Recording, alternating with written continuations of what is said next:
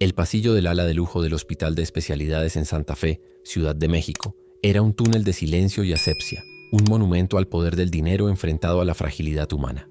Los suelos de mármol blanco, pulidos hasta reflejar las frías luces LED del techo, se extendían en una perspectiva infinita, solo interrumpida por puertas de caoba que ocultaban suites privadas. El aire, filtrado y controlado, olía a una mezcla de antiséptico y el sutil aroma de flores frescas que nadie parecía notar, un intento inútil de inyectar vida en un ambiente dominado por la tecnología y la desesperanza. El único sonido constante era el lejano y monótono bip de los monitores, un recordatorio implacable de que detrás de cada puerta se libraba una batalla silenciosa donde la victoria no se podía comprar, solo esperar. Era un lugar diseñado para aislar del caos del mundo exterior, pero que, en su perfección estéril, magnificaba el caos interior de quienes lo habitaban. Allí, de pie como una estatua de perfecta sastrería, se encontraba Javier Garza. A sus 45 años era la encarnación del éxito. Un traje de diseñador italiano que costaba más que el salario anual de una enfermera. Un reloj de lujo que medía el tiempo en incrementos de miles de dólares y un cabello canoso peinado con una precisión milimétrica. Sin embargo, toda esa fachada de control se desmoronaba en sus ojos. Detrás de la máscara de magnate de las telecomunicaciones se escondía un hombre devastado, un padre cuya alma estaba tan vacía como sus bolsillos estaban llenos. Su postura erguida era una mentira, un último bastión de orgullo antes del colapso total. Sus manos, aunque metidas en los bolsillos para aparentar calma, temblaban ligeramente, traicionando la tormenta de culpa y desesperación que rugía en su interior. A través del grueso cristal de la unidad de cuidados intensivos pediátricos, su mundo se reducía a una cama de hospital.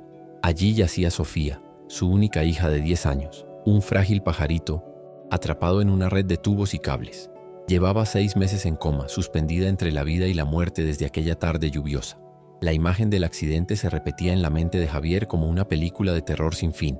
El sonido de su propia voz cerrando un negocio millonario por teléfono, el chirrido de los neumáticos sobre el asfalto mojado, el impacto brutal y el silencio posterior, roto solo por el llanto ahogado que precedió al coma. Él había construido un imperio conectando al mundo, pero en el momento más crucial había estado desconectado de lo único que realmente importaba, su propia hija. 2 médicos con la expresión solemne de quienes están acostumbrados a ser portadores de las peores noticias se acercaron a él. Sus voces, aunque amables, eran firmes y estaban respaldadas por la fría lógica de la ciencia. Le mostraron los últimos encefalogramas, una serie de líneas planas que confirmaban la ausencia total de actividad cerebral. Javier, lo hemos intentado. Todo, dijo el neurólogo principal, con una mano en su hombro que se sentía más como un peso que como un consuelo. Ya no hay nada que podamos hacer. El protocolo médico, en estos casos, recomienda desconectar el soporte vital. Prolongarlo sería inútil, solo estaría alargando el sufrimiento de todos. Cada palabra era un martillazo en los cimientos de su esperanza, demoliendo lo poco que le quedaba en pie. Desolado, Javier se dejó caer en una de las bancas de acero pulido del pasillo. El metal, frío, pareció succionar el poco calor que le quedaba en el cuerpo. Se cubrió el rostro con las manos, no para llorar, sino para esconderse del mundo, de los médicos, de su propio reflejo en el mármol del suelo. El hombre que podía mover mercados con una llamada, que podía comprar islas privadas y silenciar a la prensa. Era ahora un espectro impotente, reducido a la más primitiva de las emociones humanas. El dolor puro y sin filtros. El silencio del pasillo se hizo denso, pesado, envolviéndolo en un sudario de desesperación. Su imperio, sus millones, su poder, todo se había vuelto una broma cruel frente a la inminente firma que apagaría la única luz de su vida. Fue entonces cuando una pequeña figura se materializó a su lado, un contraste discordante en aquel entorno de lujo y desolación. Era Ángel, un niño de 9 años, con unos ojos oscuros tan grandes y brillantes que parecían contener toda la curiosidad del universo. Su ropa era sencilla, un pantalón de mezclilla gastado y unas camiseta de un equipo de fútbol que había visto mejores días. Había llegado hasta allí desde el ala general, siguiendo el rastro de un carrito de gelatinas, y se detuvo al ver a aquel hombre tan elegante y al mismo tiempo tan roto. No vio al magnate, vio a un ser humano sufriendo, y con la empatía pura de un niño que conoce el dolor de cerca, se acercó sin dudar. Con una voz clara y serena que cortó el pesado silencio, Ángel dijo las palabras que se convertirían en el catalizador de todo. No, la desconecte, señor. Javier apenas levantó la vista, listo para despachar al niño con un gesto de irritación. Pero el niño continuó, su mirada fija en el cristal de la UCI. Su angelito me dijo que ella solo está esperando que usted se perdone a sí mismo para poder regresar. Javier, un hombre escéptico y racional que vivía en un mundo de datos y cifras, sintió una oleada de furia ante lo que consideró una tontería infantil. Sin embargo, antes de que pudiera decir algo, la frase «perdonarse a sí mismo» lo golpeó con la fuerza de un rayo, atravesando su armadura de cinismo y clavándose directamente en el epicentro de su culpa. Si esta historia ya te atrapó, suscríbete al canal y cuéntanos desde qué ciudad o país nos estás viendo. No te imaginas el giro que está a punto de dar la vida de este hombre. Al día siguiente, el sol se filtró por las persianas automáticas de su penthouse en Polanco. Pero para Javier, la oscuridad de la noche anterior no se había disipado. Las palabras de aquel niño, perdonarse a sí mismo, habían resonado en el silencio de su apartamento de lujo, rebotando en las paredes de cristal y en las obras de arte que ya no significaban nada. Durmió apenas una hora, atormentado por pesadillas en las que se mezclaban el chirrido de los neumáticos y la voz serena de un niño hablando de ángeles. Se levantó sintiéndose un extraño en su propia vida, un fantasma deambulando por un mausoleo de su propio éxito. La lógica, su ancla y su brújula durante toda su vida, les gritaba que el diagnóstico médico era irrefutable. Pero una parte irracional de él, una que no sabía que existía, se aferraba a la insólita frase de un pequeño desconocido. Movido por un impulso que no podía explicar, regresó al hospital mucho antes de la hora acordada con los médicos para firmar los documentos. No llevaba su portafolio, ni contestó las insistentes llamadas de su asistente. Caminó por el mismo pasillo estéril, sintiendo que cada paso lo acercaba no a una decisión, sino a un abismo. Esperaba encontrar el pasillo vacío, un lienzo en blanco para proyectar su tormento, pero en la misma banca de acero, como si nunca se hubiera ido, estaba Ángel. El niño no parecía triste ni preocupado. Estaba sentado con las piernas cruzadas, dibujando en una pequeña libreta con una concentración absoluta, llenando la página de soles sonrientes y figuras aladas con crayones de colores vivos que parecían desafiar la palidez del entorno. Su presencia era un ancla de normalidad en medio del naufragio de Javier. Javier se detuvo a una distancia prudente observándolo. No sabía qué decir ni qué hacer. ¿Cómo se aproxima uno a la personificación de una esperanza irracional? Fue Ángel quien rompió el hielo. Sin levantar la vista de su dibujo, dijo: «Sabía que volvería. Los papás nunca se rinden». La frase, dicha con una certeza infantil, desarmó a Javier más que cualquier argumento lógico. Se sentó en el otro extremo de la banca, manteniendo una distancia física que contrastaba con la extraña cercanía emocional que empezaba a sentir. El silencio entre ellos no era incómodo, era un espacio para respirar, un respiro en la asfixiante presión de su realidad. Javier notó que el estómago del niño sonaba suavemente, un recordatorio de las necesidades mundanas que seguían existiendo a pesar de la tragedia. Fue entonces cuando ocurrió el gesto que comenzaría a derretir el permafrost alrededor del corazón de Javier. Ángel hurgó en su pequeña mochila y sacó un bolillo envuelto en una servilleta de papel. Con una seriedad de cirujano lo partió exactamente por la mitad. Una de las mitades contenía una solitaria rebanada de jamón. Sin dudarlo un instante, extendió esa mitad hacia Javier. «Tenga», dijo. «Mi abue dice que la comida sabe mejor cuando se comparte, aunque sea poquita». Javier se quedó mirando la torta, un alimento tan simple, tan humilde, ofrecido con una generosidad tan pura que lo dejó sin palabras. Estaba acostumbrado a almuerzos de negocios de 5 cifras, a gente que le ofrecía cosas esperando siempre algo a cambio. Aquella mitad de torta era posiblemente el regalo más honesto que había recibido en su vida. La pureza de ese acto, la decencia fundamental de aquel niño, fue lo que lo quebró. No lloró, pero sintió como una grieta se abría en la presa de su control autoimpuesto. Rechazó la torta con un gesto suave, pero la aceptó con el alma. En ese momento tomó una decisión que iba en contra de toda lógica, de todo consejo médico y de toda la presión de su mundo. «Voy a esperar», dijo en voz baja, más para sí mismo que para el niño. 24 horas más, solo un día más. Luego, movido por esa desesperada curiosidad que es el último refugio de los que no tienen esperanza, miró a Ángel directamente a los ojos y preguntó, con la voz de un hombre que ha olvidado cómo rezar: «Háblame de ese angelito, por favor». Ángel guardó su dibujo y comenzó a hablar, no con la fantasía de un niño que inventa historias, sino con la claridad de quien describe una verdad personal. Contó que su abuela, Elena, era la única familia que le quedaba. Sus padres habían muerto en un incendio cuando él era muy pequeño, y desde entonces su abuela era su todo, su madre, su padre y su mejor amiga. Estaba internada en el área general, al otro lado del hospital, un lugar que Ángel describió como más ruidoso, pero con más gente que te sonríe. Tenía una infección en los pulmones que no mejoraba, y aunque los doctores no le decían mucho, él sabía, con la intuición de los que han conocido la pérdida, que la situación era grave. Mientras hablaba, Javier no podía evitar contrastar la historia de Ángel con la suya.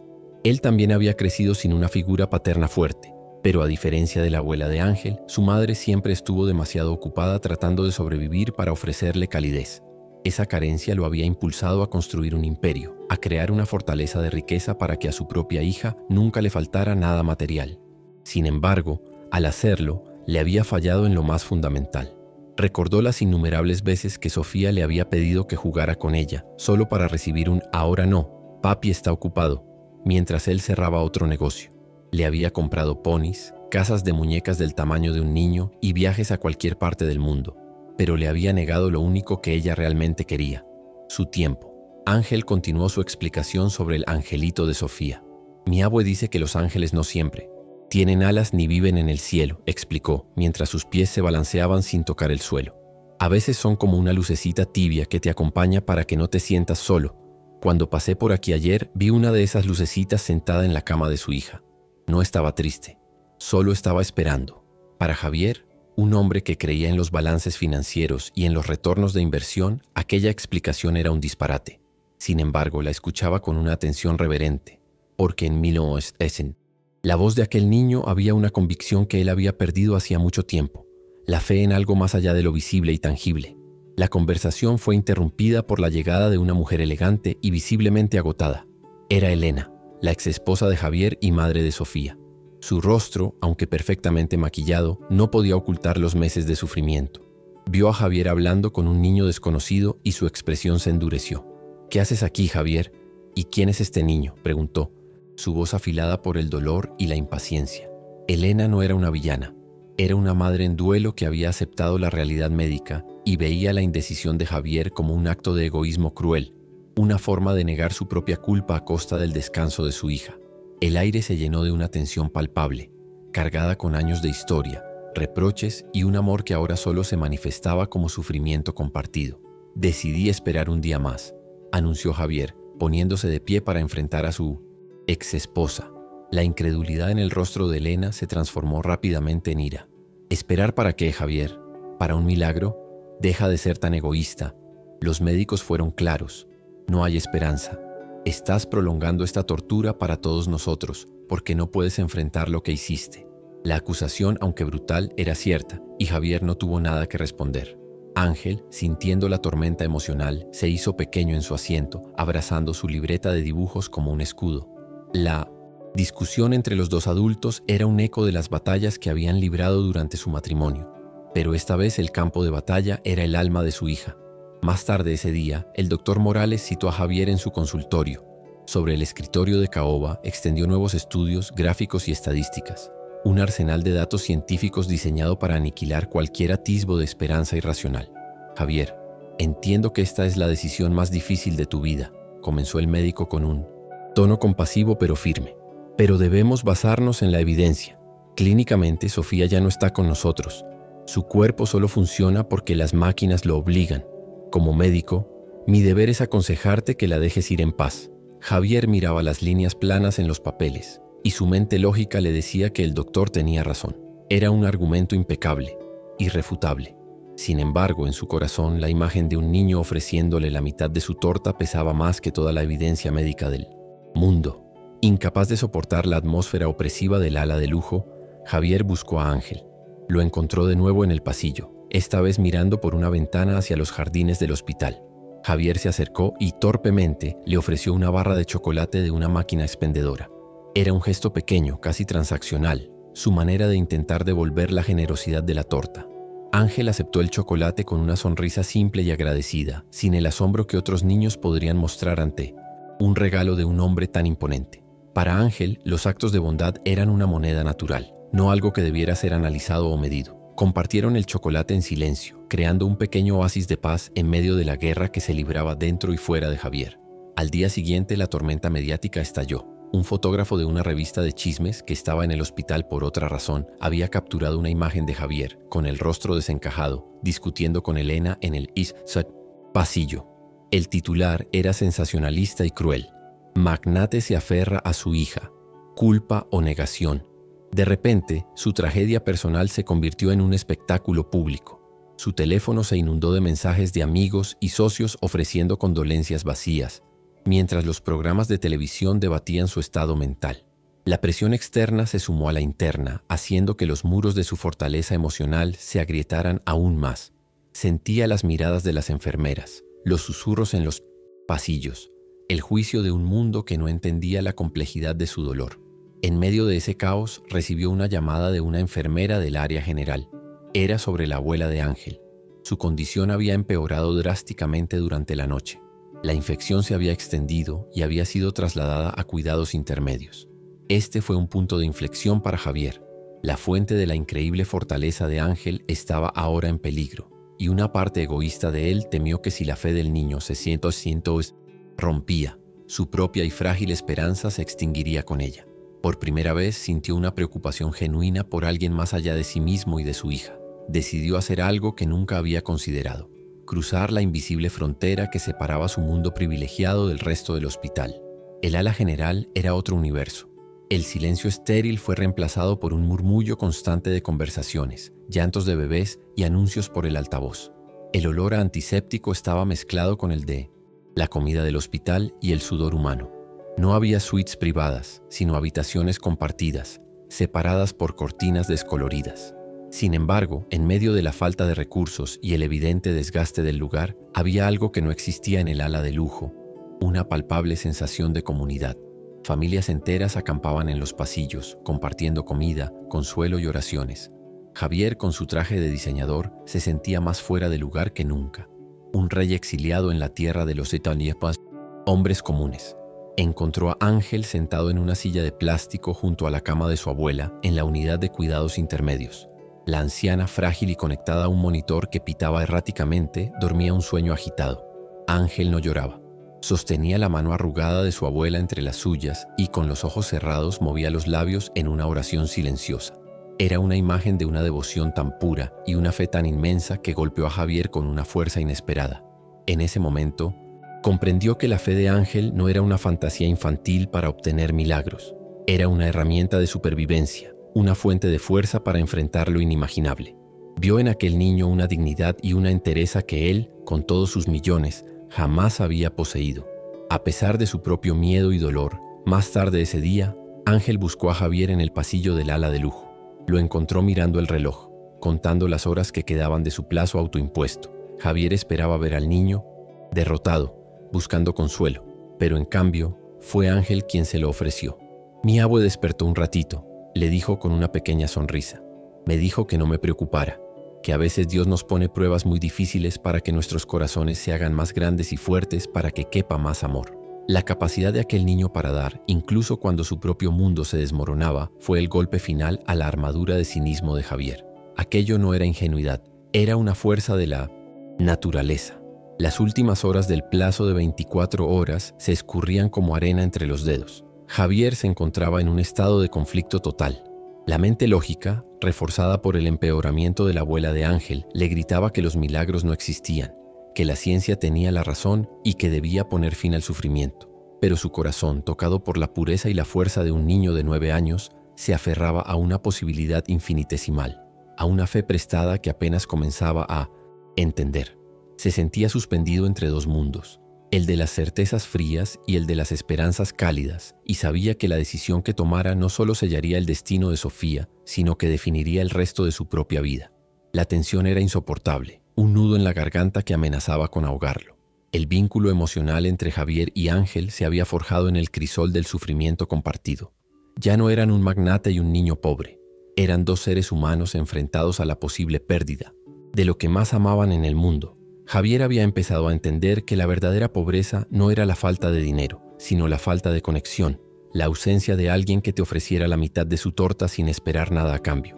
Ángel, por su parte, había encontrado en Javier a una figura paterna inesperada, un hombre triste que, a pesar de su riqueza, necesitaba ser cuidado. Su relación era un microcosmos de la lección que Javier estaba aprendiendo, que la verdadera fuerza no reside en el poder, sino en la vulnerabilidad compartida. La exesposa de Javier, Elena, lo llamaba cada hora, su voz cada vez más tensa, recordándole que el tiempo se acababa. Javier, por favor, hazlo por ella, déjala descansar, le suplicaba. Y cada una de sus palabras era una daga de culpa que se clavaba más hondo. Para ella, la espera era una prolongación de la agonía, un recordatorio constante de su fracaso como padres. No podía ver la sutil transformación que estaba ocurriendo en Javier, porque su propio dolor la cegaba. Su presión, aunque nacida del amor por su hija, se convirtió en otro obstáculo externo que empujaba a Javier hacia la rendición, hacia la fría y lógica aceptación de la derrota. En un intento desesperado por encontrar claridad, Javier visitó de nuevo el área general. Esta vez no buscaba al ángel, buscaba respuestas en el ambiente. Se sentó en la sala de espera, observando a las familias. Vio a un padre enseñándole a leer a su hijo mientras esperaban noticias de la madre en cirugía. Vio a 2 hermanas rezando un rosario, sus voces un murmullo de fe. Vio actos de bondad por todas partes, un café compartido, una palabra de aliento, un abrazo silencioso. Se dio cuenta de que estas personas, con mucho menos que él, poseían una riqueza que él apenas empezaba a comprender. La riqueza de la resiliencia, de la fe comunitaria y del amor incondicional que florece en los terrenos más áridos. La historia de sufrimiento de Ángel era una herida abierta que Javier sentía como propia. El niño le contó con una naturalidad que encogía el corazón, cómo a veces él y su abuela solo comían una vez al día, pero que siempre daban gracias por tener algo que llevarse a la boca. Le habló de cómo su abuela recogía cartón por las noches para completar el dinero de la renta. No lo contaba para dar lástima, sino como hechos de su vida, con una dignidad que ennoblecía la pobreza. Cada detalle era una bofetada a la vida de excesos y quejas superficiales de Javier. Se avergonzó de las veces que se había quejado porque su filete no estaba en el término exacto, o porque su vuelo privado se había retrasado. El miedo y los traumas de Javier, encapsulados en la culpa del accidente, eran el principal obstáculo interno. Cada vez que sentía una pizca de esperanza, la imagen del coche destrozado y el rostro inconsciente de Sofía lo arrastraban de vuelta a la oscuridad. Perdonarse a sí mismo le parecía una traición a su hija, como si aceptar el perdón significara minimizar la magnitud de su error. Creía que merecía sufrir, que su dolor era la única penitencia posible. No entendía aún lo que Ángel intentaba decirle, que el perdón no era para olvidar, sino para poder sanar y permitir que otros también sanaran. Su arrogancia de hombre de control le impedía rendirse a una emoción tan simple y a la vez tan compleja. La conexión afectiva entre el hombre y el niño creció a través de diálogos cortos pero cargados de significado. Un día, Javier le preguntó a Ángel si no se enojaba, con Dios por todo lo que le había pasado. Ángel lo miró confundido por la pregunta. «¿Enojarme? ¿Por qué? Mi abue está enferma, pero está viva, y yo la puedo cuidar. Además lo conocí a usted. Mi abue dice que siempre hay que buscar lo bueno, porque si buscas lo malo, siempre lo encuentras». Esa sabiduría infantil, directa y sin adornos, era más efectiva que cualquier terapia que Javier hubiera pagado. Le estaba enseñando a cambiar la perspectiva, a encontrar luz en la más profunda de las oscuridades. A medida que el plazo se acercaba a su fin, la tensión en el hospital era casi eléctrica. Las enfermeras hablaban en susurros, los médicos evitaban la mirada de Javier, y Elena había dejado de llamar, esperando en la capilla del hospital, resignada. El mundo de Javier se había encogido a ese pasillo, a la puerta de la UCI y al rostro de un niño de 9 años que se había convertido en su inesperado guía espiritual. Cada tic-tac del reloj de lujo en su muñeca era un martillazo que lo acercaba al momento de la verdad, a la decisión que lo definiría para siempre, no como un magnate, sino como un hombre y como un padre. Javier comenzó a ver el pasado de una forma diferente. Se dio cuenta de que su imperio no era un monumento a su éxito, sino una fortaleza construida para protegerse del dolor y del fracaso. Había pasado su vida acumulando bienes materiales como un sustituto del amor y la conexión que no sabía cómo dar o recibir. Sofía no era solo su hija, era su posesión más preciada, y el accidente no solo la había puesto en peligro a ella, sino que había demolido la ilusión de control sobre la que él había construido toda su identidad. Ahora, despojado de esa ilusión, se sentía desnudo, vulnerable y por primera vez extrañamente libre. El personaje de Ángel, lejos de ser una víctima pasiva, se reveló como la fuerza más activa de la historia. Su pureza no era debilidad, sino un poder inmenso. Su esperanza no era ciega, sino una elección consciente que hacía cada día. Desafió la visión cínica y materialista de Javier no con argumentos, sino con su mera existencia. Cada gesto, cada palabra de Ángel era una pregunta silenciosa. ¿De qué te sirve todo tu dinero si tienes el alma en bancarrota? Era el catalizador que obligaba a Javier a confrontar la pobreza de su propia riqueza, demostrando que la verdadera fortaleza reside en un corazón abierto y generoso. Los obstáculos externos se intensificaron en las últimas horas. Un abogado de la junta directiva del Lycée Hospital le entregó a Javier un documento, una notificación amable, pero firme de que la cama en la UCI era necesaria y que si no se tomaba una decisión, el comité de ética del hospital tendría que intervenir. La burocracia insensible se sumaba a la presión familiar y mediática, acorralando a Javier, quitándole el poco espacio que le quedaba para dudar. El mundo le exigía una respuesta lógica y eficiente, mientras que su alma recién despertada le pedía un acto de fe ilógico y desesperado. El miedo a la pérdida era el denominador común que unía a Javier y Ángel. Javier temía perder a su hija, la última conexión con su humanidad. Ángel temía perder a su abuela, su único ancla en el mundo. Sin embargo, la forma en que cada uno enfrentaba ese miedo era radicalmente diferente. Javier lo enfrentaba con negación, ira y un intento de control, mientras que Ángel lo hacía con aceptación, oración y un inquebrantable amor. Observar al niño le enseñó a Javier que no se puede controlar el resultado, pero sí se puede elegir cómo transitar el camino del sufrimiento, con amargura o con gracia. El desarrollo del vínculo alcanzó un punto culminante cuando Javier, abrumado por la presión, confesó su mayor miedo a Ángel. Tengo miedo de que si la desconecto signifique que me he rendido, que no la amaba lo suficiente como para luchar por ella. Ángel, con una seriedad impropia de su edad, le tomó la mano. Señor, dejarla ir no es rendirse. A veces amar mucho a alguien significa dejarlo volar para que ya no le duela. Mi abue dice que el amor de verdad nunca se muere, solo se transforma y nos cuida desde otro lugar.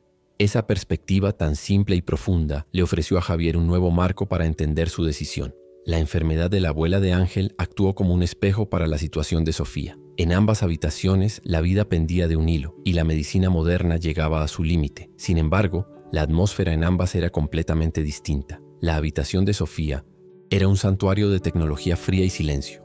La de la abuela Elena, a pesar de la gravedad, estaba llena de las visitas de vecinos, de las oraciones de amigas y del amor incondicional de su nieto.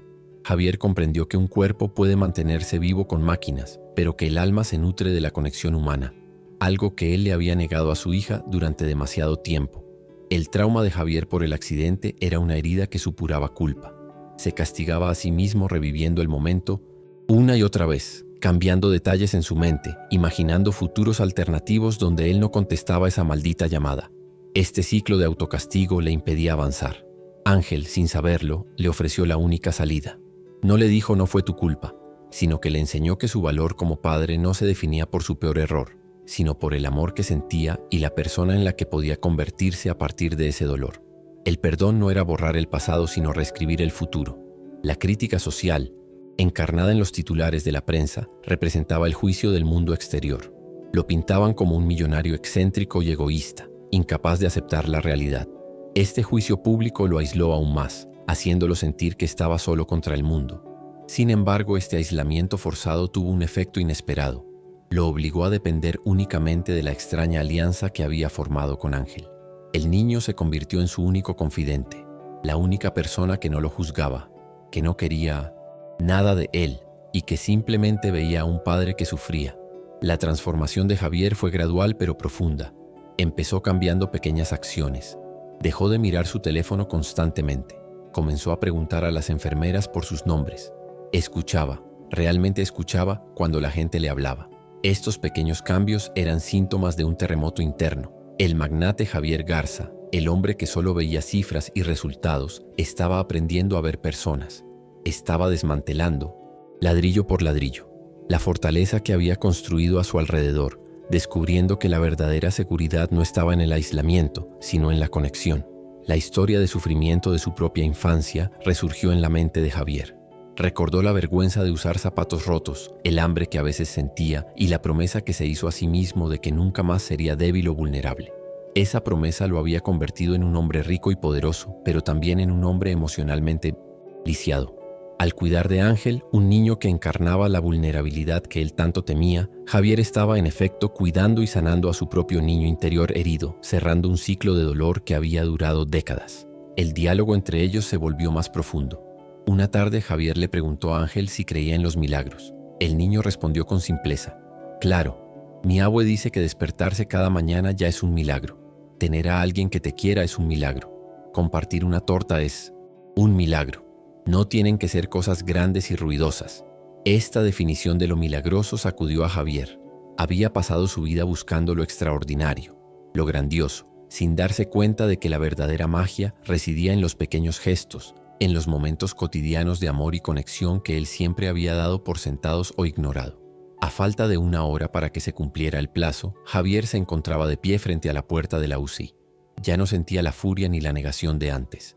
Sentía una extraña calma, una aceptación teñida de una tristeza infinita.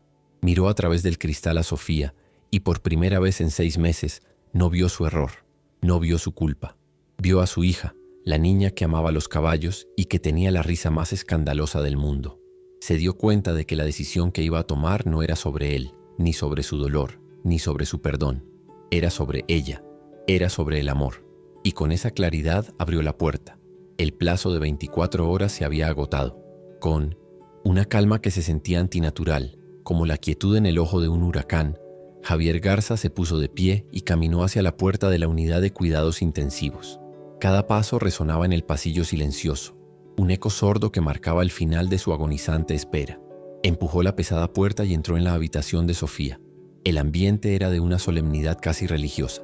El único sonido era el suave y rítmico siseo del ventilador mecánico, inflando y desinflando los pulmones de su hija, un metrónomo artificial que había dictado el ritmo de su vida durante los últimos 6 meses. La luz de la tarde se filtraba por la ventana, bañando la habitación en un tono dorado que hacía que el blanco estéril de las paredes pareciera menos hostil, más celestial. Se acercó a la cama, sus zapatos de piel italiana no hacían ruido sobre el suelo de linóleo. Por primera vez en mucho tiempo no vio a una paciente rodeada de tecnología, sino a su hija. Vio a Sofía. Observó los pequeños detalles que las máquinas no podían ocultar. Un lunar junto a su ojo izquierdo que siempre le había parecido adorable. El modo en que sus pestañas oscuras se curvaban sobre sus mejillas pálidas. Un mechón de cabello castaño que se había escapado de la red quirúrgica y descansaba sobre la almohada. Extendió una mano temblorosa y le acarició la frente, sintiendo la calidez de su piel.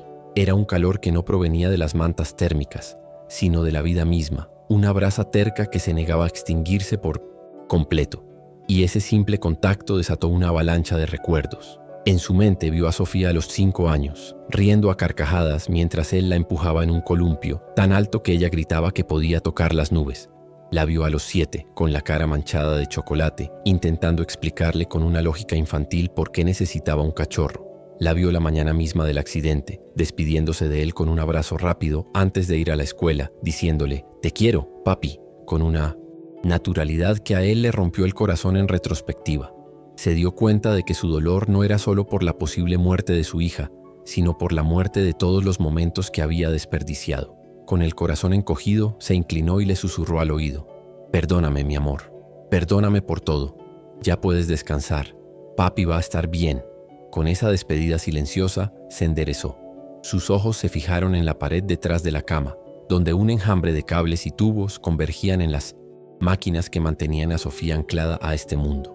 Su mirada se centró en el enchufe del respirador artificial, un pequeño trozo de plástico que se había convertido en el símbolo de su elección imposible. Lentamente, como un hombre caminando bajo el agua, se movió hacia la pared. Levantó la mano, los dedos entumecidos, la voluntad flaqueando. La parte racional de su cerebro, el CEO calculador, le decía que era lo correcto, lo humano. Pero cada célula de su cuerpo se rebelaba contra ese acto. Final de rendición. Sus dedos rozaron el plástico frío del enchufe. Estaba a un segundo de tirar, de poner fin a todo. En ese preciso instante, la puerta de la habitación se abrió con un susurro tan leve que al principio pensó que lo había imaginado. Ángel entró en la habitación. Estaba prohibido para cualquiera que no fuera personal médico o familia directa, pero el niño se movía con una serenidad que parecía anular todas las reglas. En su pequeña mano sostenía una única flor de cempasúchil, de un color naranja tan vibrante que parecía una llama encendida en la penumbra del cuarto. La tomé del jardín, dijo en voz baja, como si fuera la explicación más lógica del mundo. Mi abue dice que estas flores le muestran el camino a las almas para que no se pierdan. La presencia de aquella flor, un símbolo tan profundamente arraigado en la cultura mexicana de la vida y la muerte, transformó la atmósfera del lugar. Sin mostrar el menor atisbo de miedo o duda, Ángel se acercó a la cama de Mountsesinsit. Sofía ignoró por completo las máquinas y los monitores. Con una delicadeza infinita, tomó la mano flácida de la niña y con cuidado colocó el tallo de la flor de cempasúchil entre sus dedos. Luego, con una ternura que a Javier le partió el alma, le dobló los dedos uno por uno hasta que la mano de Sofía sostuvo la flor. Era un gesto simbólico de una potencia abrumadora, la entrega de un puente entre el mundo de los vivos y el más allá, un último regalo de color y vida. Javier se quedó inmóvil, observando la escena, sintiendo que era un espectador de un ritual antiguo y sagrado que no podía comprender. Entonces Ángel se inclinó hacia Sofía y le habló como si estuviera segura de que la niña podía oír cada palabra. «Yo sé que estás ahí», susurró con una convicción absoluta.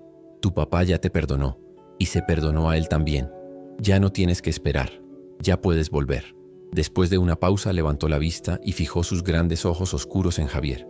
La inocencia había desaparecido de su mirada, reemplazada por una sabiduría ancestral. Con una voz firme que no admitía réplica, le dio la orden final, la llave que abriría la última puerta. «Ahora», dijo, «usted tiene que decírselo». El mundo de Javier se detuvo. El siseo del ventilador, el bip del monitor, todo se desvaneció. Solo existían las palabras de aquel niño, suspendidas en el aire, exigiéndole un acto de entrega total. Una cosa era sentir el perdón en su interior, una batalla silenciosa librada en la oscuridad de su alma. Otra, muy distinta, era verbalizarlo, darle voz, liberarlo al universo para que fuera escuchado. Era el paso final de la fe, el salto al vacío que su mente lógica se negaba a dar. Miró el rostro sereno de Ángel, luego la mano de su hija sosteniendo la flor naranja, y supo que ya no había vuelta atrás. Tenía que elegir entre la prisión de su razón o la incierta libertad de su corazón. En un instante de rendición absoluta, eligió el corazón. Un sollozo seco se escapó de su garganta y sus rodillas cedieron. Se derrumbó junto a la cama. El sonido de su traje de miles de dólares arrugándose contra el suelo fue el único ruido en la habitación. Y entonces lloró, no con las lágrimas silenciosas y controladas de un hombre de negocios, sino con los sollozos desgarradores de un niño perdido. Lloró por los 6 meses de agonía, por los años de ausencia, por la culpa que lo había carcomido vivo. Cada lágrima era una toxina que abandonaba su cuerpo, limpiando su alma de años de arrogancia, miedo y soledad. Era un bautismo de dolor. A través del torrente de lágrimas, las palabras finalmente brotaron, torpes, rotas, pero absolutamente sinceras. «Perdóname, Sofía. Mi amor, perdóname», exclamó, su voz ahogada por la emoción. «Perdóname por esa llamada, por no estar mirándote. Perdóname por cada reunión que puse antes que a ti, por cada ahora no puedo que te dije. Te amo, mi vida. No por la mujer en la que te convertirás. Te amo por ser mi niña, aquí y ahora. Te amo tanto y me perdono. Escúchame, Sofía, me perdono. Y si tienes que irte está bien. Vuela, mi amor. Papi ya está en paz». En el exacto instante en que la última palabra de su confesión, paz, quedó suspendida en el aire cargado de emoción, ocurrió algo. El monitor cardíaco, que durante 6 meses había emitido un bip estable y monótono, cambió su ritmo. El sonido se volvió errático, acelerado, un estacato de pánico y vida. La línea verde en la pantalla, antes una ola predecible, ahora saltaba en picos y valles, caóticos. Javier levantó la vista, confundido, sin entender qué significaba. Su mirada bajó instintivamente hacia la mano de Sofía, la que sostenía la flor de cempasúchil, y entonces lo vio. El dedo índice de su hija, uno de los que rodeaba el tallo, se movió. Un pequeño, casi imperceptible tic, un espasmo, un temblor, un cataclismo. ¿Te está gustando esta historia? Deja un like y suscríbete al canal. Ahora continuamos con el vídeo. La incredulidad fue la primera reacción. Javier parpadeó, seguro de que sus ojos, nublados por las lágrimas, le estaban jugando una mala pasada. Se secó el rostro con la manga de su saco y volvió a mirar. El dedo se movió de nuevo, esta vez con más claridad, un pequeño tirón contra el tallo de la flor. No fue un reflejo, fue un acto de vida. Una esperanza tan feroz y dolorosa brotó en su pecho que sintió que se ahogaba. Pasó de la desesperación más absoluta a una euforia demencial en una fracción de segundo. Se puso de pie de un salto, sus ojos saltando del dedo de Sofía al monitor cardíaco y de vuelta. «Un médico», gritó, su voz resonando en el pasillo. «Enfermera, vengan rápido». En cuestión de segundos, la habitación se llenó de personal médico. 2 enfermeras y el neurólogo de guardia entraron corriendo, sus rostros una mezcla de alarma y profesionalismo. Vieron la pantalla del monitor y su expresión cambió a una de asombro absoluto. «Actividad neurológica espontánea», gritó el doctor, mientras comenzaba a examinar las pupilas de Sofía. El orden y la calma del equipo médico se rompieron, reemplazados por una ráfaga de actividad febril y de incredulidad controlada. Empujaron a Javier suavemente hacia un rincón para tener espacio, gritando órdenes y términos médicos que él no entendía, pero no le importaba.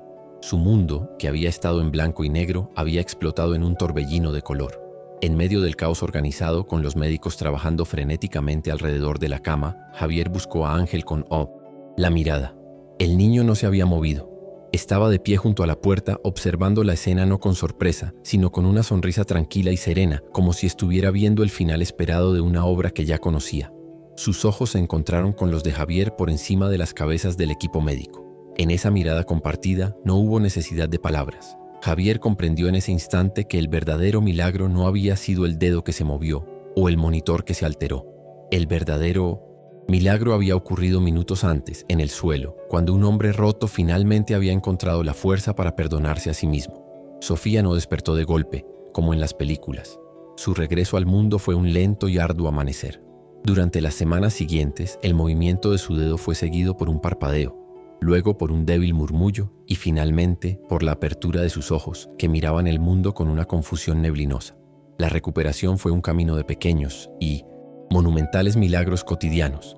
La primera palabra coherente, la primera cucharada de gelatina que pudo tragar, la primera vez que logró sostener la mano de su padre con una pizca de fuerza.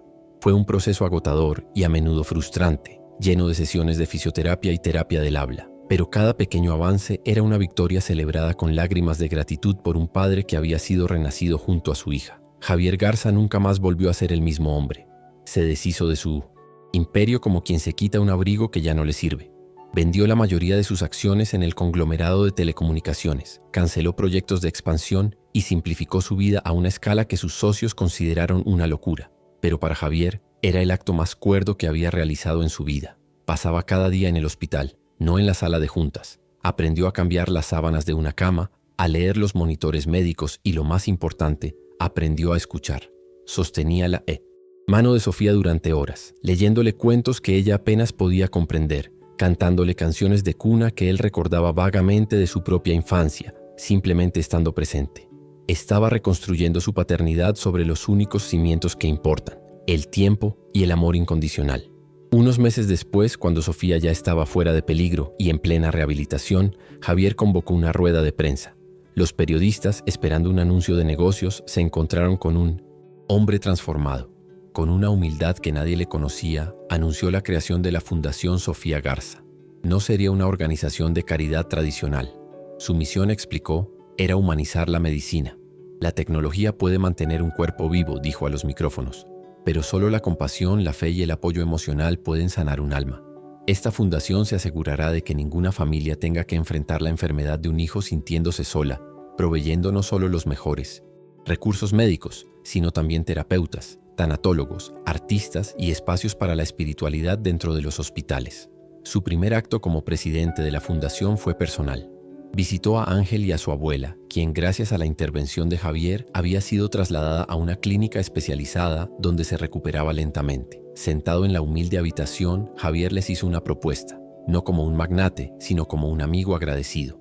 Le pidió a la abuela Elena que le permitiera convertirse en el padrino de Ángel, en su tutor legal y financiero, para garantizar que el niño tuviera todas las oportunidades que merecía.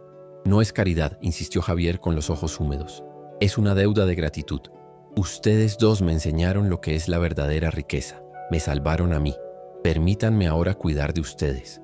La anciana, con la sabiduría que le daban los años y el sufrimiento, vio la sinceridad en sus ojos y aceptó con una sonrisa. El cambio en la vida de Ángel y su abuela fue inmediato y profundo. Se mudaron a una casa cómoda y segura cerca de la nueva escuela de Ángel, una de las mejores del país. La abuela Elena recibió un tratamiento de por vida que le permitió vivir sus años dorados con dignidad y sin preocupaciones. Ángel, sin embargo, nunca perdió su esencia. A pesar de su nuevo entorno, seguía siendo el niño humilde y generoso que partía su torta en dos. Su amistad con Javier y Sofía se convirtió en un lazo familiar inquebrantable. Eran una nueva clase de familia, una forjada no por la sangre, sino por un milagro compartido en el pasillo de un hospital. Javier se aseguró de que el niño entendiera que todo aquello no era un regalo, sino el fruto de su propio corazón bondadoso. La Fundación Sofía Garza floreció, convirtiéndose en un modelo a seguir en todo el país. Javier utilizó su visión para los negocios y sus vastos recursos para crear alas pediátricas en hospitales públicos que no parecían hospitales, sino lugares llenos de color, arte y esperanza.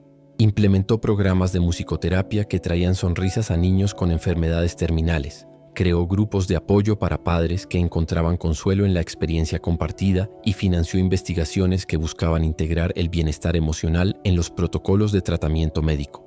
Dejó de construir torres de acero y cristal para empezar a construir puentes de compasión y humanidad, y en ese proceso encontró un propósito que ningún éxito empresarial le había dado jamás. La relación de Javier con su hija se reconstruyó sobre una base de honestidad y presencia. Le contó toda la verdad sobre el accidente, sin excusas ni justificaciones. Le pidió perdón una vez más, y Sofía, con la inmensa capacidad de perdonar que tienen los niños, simplemente lo abrazó y le dijo: «Ya estás aquí, papi. Eso es lo que importa». Pasaban las tardes no en centros comerciales, sino en parques, volando cometas o visitando los proyectos de la fundación. Javier le enseñó a su hija que el valor de una persona no se mide por lo que tiene, sino por lo que da. Una lección que él había aprendido de la manera más difícil y hermosa posible. Un año después del alta de Sofía, Javier la llevó de vuelta a aquel pasillo del hospital. Estaba silencioso como siempre, pero para él ya no era un lugar de desesperanza, sino de renacimiento. Se sentaron en la misma banca de acero donde él se había derrumbado. «¿Por qué me trajiste aquí, papis?», preguntó Sofía, ahora con el cabello más largo y un brillo saludable en los ojos. Javier la rodeó con el brazo. «Porque aquí es donde aprendí la lección más importante de mi vida», respondió. «Aprendí que la verdadera fuerza no está en nunca caer, sino en saber arrodillarse. Y que a veces la ayuda que necesitas no viene de un ejército de expertos, sino de la mano de un pequeño ángel». La historia de Javier, Sofía y Ángel se convirtió en una leyenda silenciosa en los círculos médicos, un recordatorio de que hay variables que la ciencia no puede medir. Javier encontró una paz que el dinero nunca pudo comprar, una alegría que no dependía de los vaivenes del mercado de valores, sino de la sonrisa de su hija y de la certeza de estar haciendo el bien. Comprendió que el verdadero milagro no fue el dedo de Sofía moviéndose, sino la transformación de su propio corazón. El perdón, la humildad y la fe en la bondad humana se habían convertido en los pilares de su nueva vida, demostrando que incluso en la noche más oscura, una pequeña luz de esperanza puede mostrar el camino de regreso a casa. El ciclo de bondad que había comenzado con un simple gesto de un niño se había expandido, tocando incontables vidas. Javier, el hombre que lo tenía todo y no sentía nada, se había convertido en un hombre que usaba todo lo que tenía para que otros sintieran esperanza. Su viaje de la riqueza material a la riqueza espiritual estaba completo, y su vida se convirtió en un testimonio del poder redentor del amor y la conexión humana, una prueba viviente de que las heridas más profundas del alma no se curan con dinero, sino con la humilde y milagrosa medicina de un corazón abierto. ¿Han hecho algún gesto de bondad que cambió una vida? Dejen un corazoncito si creen que el amor es más poderoso que cualquier riqueza. Comenten: «El amor no tiene precio», si ustedes también creen en la bondad humana. Suscríbanse para más historias de segundas oportunidades.